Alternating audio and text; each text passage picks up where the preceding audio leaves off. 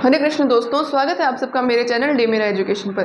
पिछली वीडियो में हमने वर्णों को कवर किया था। हमने देखा था कि हिंदी में 11 स्वर और 33 व्यंजन होते हैं, जिनको मिलाकर 44 वर्ण बनते हैं और उन्हीं से हमारी हिंदी वर्णमाला बनती है।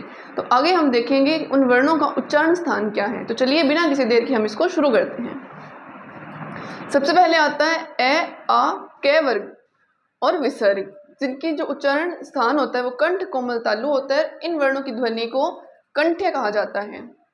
आगे है ई, पूरा चै वर्ग, य और श, जिनकी जो उच्चारण स्थान है वो तालु है और इनकी जो ध्वनि होती है उसे तालव्य कहा जाता है।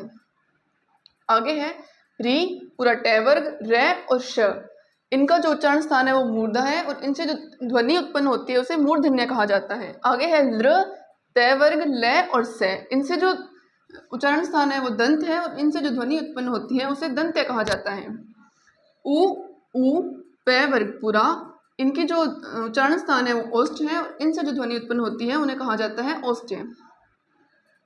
आगे है अंग, ग, य, ण, न और म, इनकी जो उच्चारण स्थान है वो नासिका है और इस ध्वनि को नासिक्य कहा जाता है।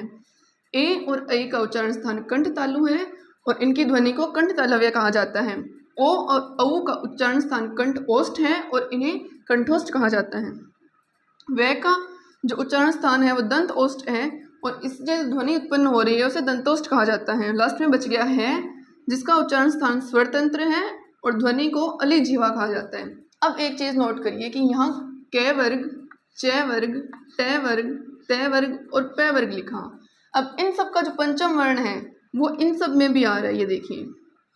तो इनसे जो उच्चारण स्थान होगा इन वर्णों का उसे हम कहेंगे, जैसे कि इसके लिए बोलना है तो ये कै वर्ग में आ रहा है तो कै वर्ग का है कंठ है तो कंठ नासिका बोला जाएगा। जैसे च वर्ग का ये अण यहाँ पे आ रहा है तो तालु और नासिका, तालु नासिका बोला जाएगा। ऐसे ही इन सबको ऐसे इसी तरह हम उच्चारण करते हैं।